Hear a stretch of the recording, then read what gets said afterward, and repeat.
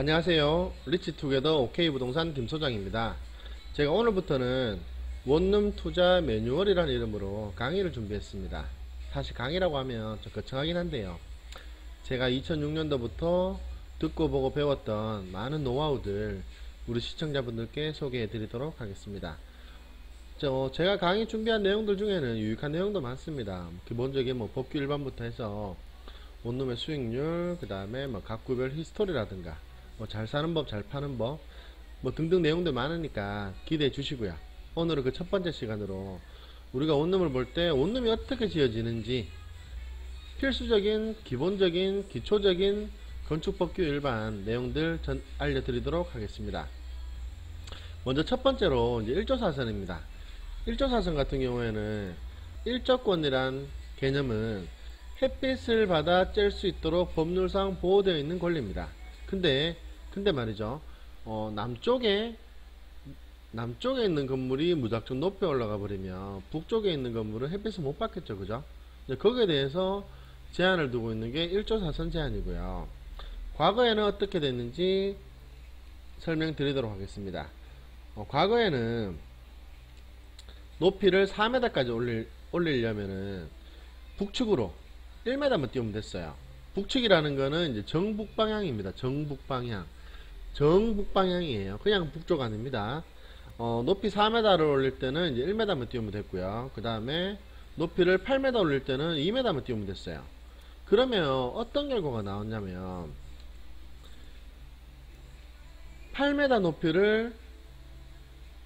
높이를 3층까지라고 일반적으로 봤을 때 한 층의 높이가 2.67m 밖에 안 되는 거예요.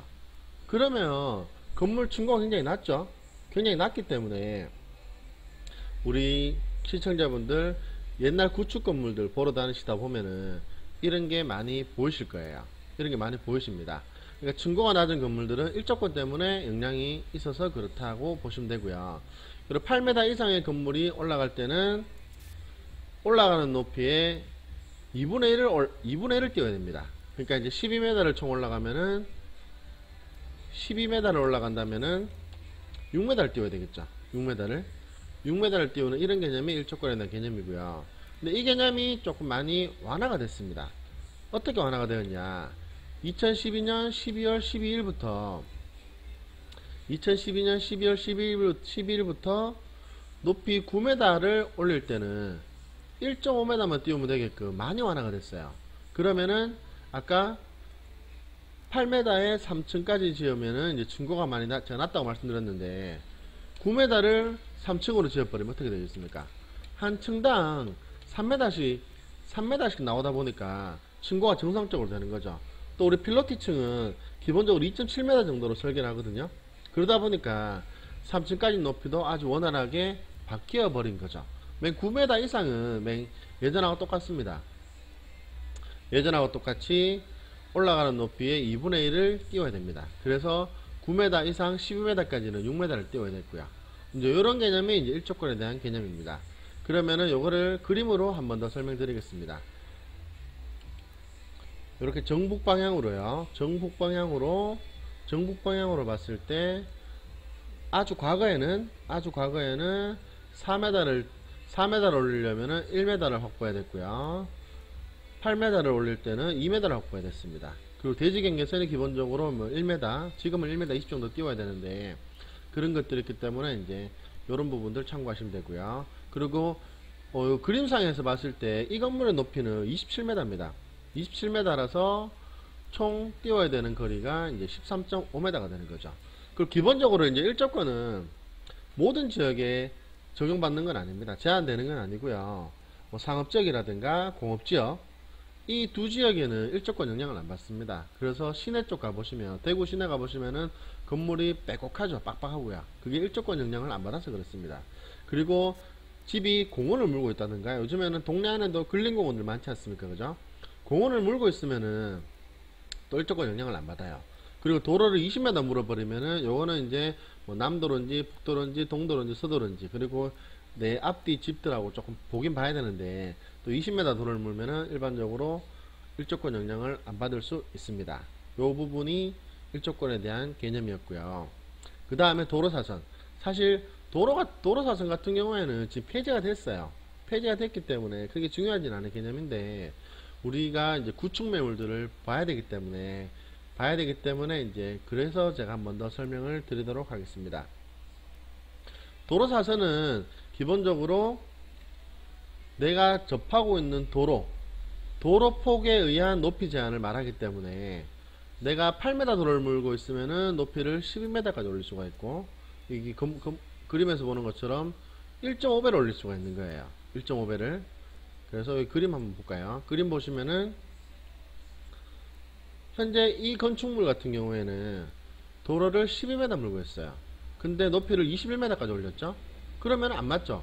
도로가 12m면은 1.5배 하면은 이제 18m 올라가야 되는데, 그래서 이 건물 같은 경우에는 여기 앞에 보시면 2m 있죠? 2m를 내 땅에서 띄웠기 때문에 결과적으로 14m 도로를 물고 있는 셈이 됩니다. 14m 도로를. 그렇기 때문에 이제 14m에 1.5배인 21m까지 올릴 수가 있는 거고요. 그러면 21m 이상의 높이에는 이렇게 사선을 적용을 받았던 거죠. 근데 이게 2015년도 5월 18일부터 폐지가 됐어요. 완화도 아니고 폐지가 됐습니다. 그래서 4m 골목에도 4층 원룸을 집을 도로사선 제한 없이 잘 지을 수 있도록 바뀌게 된 결정적인 계기가 도로사선 때문에 그렇습니다. 그러니까 원룸 붐이 일어난 계기가 여러 가지가 있는데, 일조권에 대해서 완화돼서 한번 그렇고요. 그 다음에 도로사선이 완화돼서, 아니죠, 도로사선이 완화되고 폐지돼서 한번 그랬고요. 또 그 다음에 말씀드릴 주차법 같은 경우에도 굉장히 완화됐기 때문에 이 부분도 제가 조금 이따 말씀드릴게요. 그리고 우리가 이제 원룸을 보실 때 구축 매물들을 많이 보시는데, 요즘에는 제가 도로사선이 폐지된 거는 2015년도 5월 18일이라고 말씀드렸어요. 요때는 이제 폐지가 됐고요. 그 다음에 먼저 완화가 한번 됐었습니다. 완화는 언제 됐냐면 2009년도 6월달부터 완화가 됐는데, 이때 완화된 개념은 뭐냐면, 우리가 이제 1층을 필로티 구조로 쓰는 건물들 있지 않습니까? 필로티라는 건 뭐냐면 1층에 근린 생활시설 없이 계단실하고 주차장만 있는 거예요. 이제 그렇게 되면은 필로티층은 빼요. 그러면은 2009년도 6월달부터는 도로가 6m만 물어줘도 높이를 9m까지 올릴 수가 있게 된 거죠. 그러면은 결과적으로 도로사선이 많이 완화됐죠. 이때도. 그래서 이제 이때부터도 원룸을 많이 짓기 시작했고요. 요런 개념이 도로사선에 대해서 제가 설명드린 개념이고요. 그 다음에가 사실 이제 원룸 붐이 일어난 원인 중에 하나는 주차법이 제일 문제입니다. 제일 문제고요. 주차법이 제일 문제인데, 제가 이 설명 한번 빼먹었네요. 먼저 도로사선의 단적인 폐해를 볼 수 있는 건물 한번 소개해 드리도록 하겠습니다. 이게 대구 시내입니다. 대구 시내고 반월당 쪽인데요. 여기 보시면은 여기까지는 높이가 반듯하게 올라갔죠. 근데 여기서부터 볼까요? 완전 사선이 됐죠. 이런 게 굉장히 좀 대구의 경관을, 그러니까 시내의 경관을 해치는 그런 결과가 나오는 거죠. 그러다 보니까는 이제 이런 부분들도 도로사선이 폐지가 되는 원인 중에 하나가 됐습니다. 근데 도로사선이 폐지가 됐기 때문에 사실 과도한 개발이 우려가 되고요. 그러면 기반시설이 과부하 걸릴 수 있기 때문에 이게 좀 일장일단이 있습니다. 일장일단이 있고요. 그리고 주차법 설명해 드리겠습니다. 주차 같은 경우에가 사실 저는 제 개인적으로 생각할 때 원룸을 본격적으로 짓기 시작한 제일 큰 이유라고 생각을 합니다. 제일 큰 이유라고 생각을 하고요. 2011년도쯤이었을 거예요. 2011년도쯤부터 전용 30제곱미터 미만 가구를 넣으면 0.5대를 적용합니다. 그전에는 원룸이 아무리 작아도 콧구멍만 하더라도 한 가구가 있으면 주차 한 대를 적용해야 됐어요. 그래서 이제 건축업자 입장에서는 주차가 8대가 안 나오면 8대가 최소한이었거든요. 겹주차로는 8대까지 할 수 있기 때문에 8대가 안 나오면 땅을 거의 안 샀습니다. 검토가 안 됐었어요. 근데 2011년도부터 주차가 굉장히 완화되다 보니까 원룸이 폭발적으로 짓기 시작했습니다. 이 부분을 저는 이제 원룸이 붐이 일어난 결정적인 이유라고 생각하고요. 그리고 현재 수성구 같은 경우에는 2018년도 11월부터 전용 30제곱미터 미만의 가구 같은 경우에도 이제 1대1을 적용을 합니다. 그러니까 우리가 전용 면적 85제곱미터 미만 같은 경우에는 1대1을 적용을 하거든요. 이제 그런 개념으로 보시면 되고, 그 다음에 이제 2019년도 3월 1일부터 주차폭이 늘어났습니다. 원룸 주차장 뿐만 아니라 아파트 주차장에도 보면 주차폭이 좀 좁죠. 그러면은 큰 차들, 뭐 카니발이라든가 뭐 대형 SUV들 이런 차들 주차하면은 문 열기도 빡세요. 빡센데 이게 이제 이게 좀 강화됐다는 얘기입니다. 강화돼서 원룸 같은 경우에도 보면은 그 옆집하고 붙은 주차 공간 있죠. 그런 주차 공간에도 이제는 좀 더 원활해질 거라고 생각을 하고요. 그리고 주차 관련해서 하나 더 말씀드리자면은 우리가 상가 원룸을 볼 때 전용 면적이 75제곱미터 넘는 게 잘 없어요. 그 왜냐하면 대구 같은 경우에는 근린생활시설에 대한 주차법이 150제곱미터당 한 대거든요. 150제곱미터라고 하면은 평수가 대략 한 45평 정도 됩니다. 근데 이거는 순수 근린생활시설만, 순수 통상가일 때 주차할 기준이 이렇고요. 우리가 복합건물, 근린생활시설도 있고 원룸하고 같이 있는 건물들 있죠. 이거 같은 경우에는 절반을 넘어버리면 한 대를 적용해요. 무슨 말이냐면 절반인 75제곱미터를 넘어가 버리면은 주차 한 대를 적용하기 때문에 건축하시는 분 입장에서는 75제곱미터가 마지노선인 거예요. 그러면 결과적으로 1층 상가 같은 경우에는 이제 23평이 어지간하면 안 넘습니다. 어지간하면 안 넘어요. 이제 이 부분 때문에 그렇고요. 그리고 마지막으로 이제 종합건설면허. 종합건설면허 같은 경우에는 계속 움직임은 있어 왔는데 결정적으로 여론이 돌아선 거는 이제 2011년도 11월달 포항 지진이 결정적이라고 생각합니다. 이때 터진 지진 때문에 이제 여론을 등에 업고 2017년도 12월달에 개정안이 통과가 돼서 이제 2018년도 6월 27일부터는 200제곱미터 이상의 다가구를 지을 때는 무조건 종합건설면허가 필요합니다. 이 부분은 사실 굉장히 많이 중요합니다. 뭐 건축비 상승을 불러왔으니까요. 요렇게 간단하게 설명을 드렸고요. 그리고 또 하나 제가 말씀드릴 게, 우리가 일반적으로 이제 땅을 볼 때 허실이 있다 이런 말을 하거든요.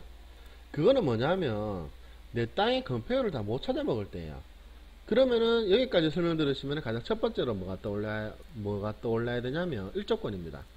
일조권 적용을 받아서 꺾이는 건물들은 허실이 생기구나, 다 못 찾아 먹구나, 이렇게 생각하시면 되고요. 그 다음에 요까지는 일반적으로 많이 하시는 내용인데, 그 다음에 이제 도로가 내 집에 자도를 어떻게 물고 있는지에 따라서 도로를 더 확보해줘야 되는 그런 게 있어요. 무슨 말이냐면은 집들을 보다 보면은 자도를 물고 있는 집이 있거든요. 뭐 2m든 3m든. 근데 이 자도의 폭이 10m까지는 2m 확보하면 되고요. 이 자도의 폭이 35m까지는 3m를 확보를 하면 되는데, 이 자도가 통과도로가 35m가 넘어가 버리면 6m를 확보해야 되는 거예요. 그러면 결과적으로 자도가 2m든 3m든 그렇게 돼버리면 내 땅에서 또 띄워야 되는 거예요. 그럼 이거는 건폐율 계산이 안 됩니다. 쉽게 얘기하면은 내 땅이 100평인데 자도가 3m 물고 있다. 근데 이 자도가 35m가 넘네. 그러면은 내 땅에서 1.5m를 띄워야 되는 거예요. 띄워야 되다 보니까는 결과적으로 100평에 대해서 건폐율을 계산하는 게 아니라 뭐 한 90평이나 90몇 평 이렇게 몇 평이 날아가 버리는 거죠. 이런 게 이제 훨씬 있다고 얘기를 합니다. 이 부분이 이제 많이 말씀드리지 않는 부동산에서 이제 그런 내용들이라고 보시면 되고요. 여기까지 제가 1조 사선, 도로 사선, 주차법, 종합건설면허까지 제가 말씀드렸고요. 여기에 대해서 궁금하신 내용들은 뭐 댓글 달아주시거나 연락 주시면 제가 가감없이 최대한 상세하게 알려드리도록 하겠습니다. 다음번에 강의 내용은 제가 원룸의 수익률에 대해서 강의를 준비하고 있고요. 이 내용도 아주 유익하실 겁니다. 오늘 보셨던 내용 어떠십니까?